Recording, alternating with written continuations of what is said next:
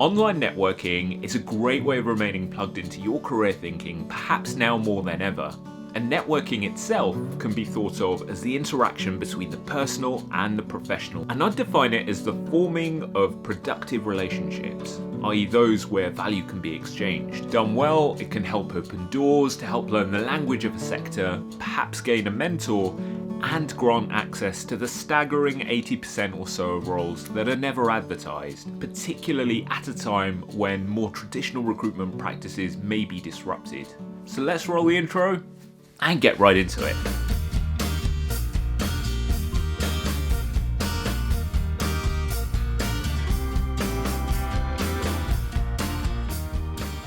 Now, one mistake I see people who network online making is leading with an ask. That is, to communicate what you want before you've built enough connection in a relationship. And this is a big no-no.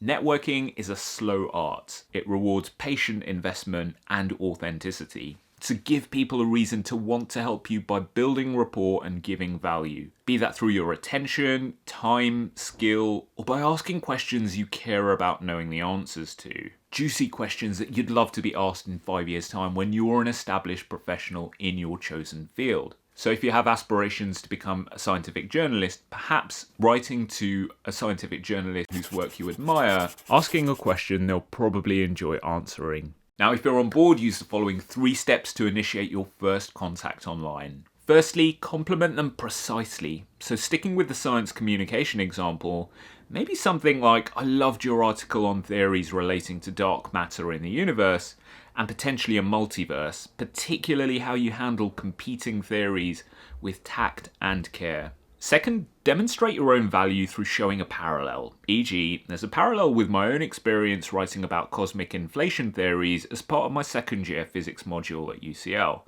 Third, might we be able to have a chat sometime about how I could gain professional exposure to the work you're doing? Now let's unpack this using a psychological lens. The first step, by complimenting them very precisely, you're giving value by showing you appreciate and acknowledge something really specific about their work that you noticed. The second step, you're demonstrating shared values and competence, and the subtext here is communicating the possibility of mutual benefit.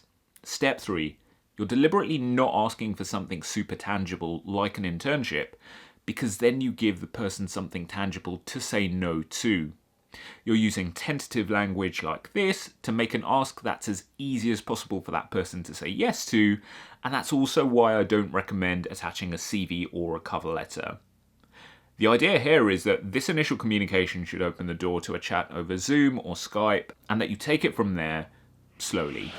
Once and only once you know that the relationship can bear the weight of it, then you can make a specific ask. This might be a mentorship relationship, perhaps a remote work experience. Continue to give value at every stage and be as patient as you can.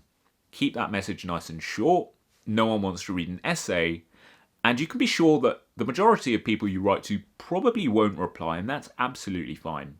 You only need it to work once for this strategy to be effective, and it's helped me so many times. Now, in terms of where to network online, LinkedIn's alumni filter is a great way of identifying UCL alumni who are active in the areas you're interested in, and therefore people you might wish to reach out to, as is UCL's own alumni community website. You can use the directory to identify those in professions you might be interested in, looking out for the willing to help badge, and putting that 3-part communication strategy into action. Beyond this, professional bodies can also be a great place to interact with events and people. A number are running online webinars, especially in light of the current situation. LinkedIn groups can act in a similar way, as can replying to people's blog posts or interacting with them professionally over social media. If you're interested in research, for example, I recommend reaching out to the authors of papers that you've appreciated and simply expressing your gratitude. Now, this may go nowhere, or it may just put a smile on the author's face, or it could lead to a conversation where there are many different opportunities that arise as a result. Now, I recommend not being too outcome focused, but instead focusing on that message and delivering value. And that's typically how the best results come, through online networking. The beauty of networking is that it allows you to access people and opportunities at an exponential rate. The other thing about networking is that you don't have to have an immediate aim. Networking, or simply active relationship management, is a key constituent of long-term career health because it's through people that your access to projects, teams, initiatives is determined. And it's something I wish I knew in my career earlier. Now remember, if you have any questions on networking or online networking in particular, please include them in the comment section down below, or you can email me at careers.marketing@ucl.ac.uk. That's it from me for this week.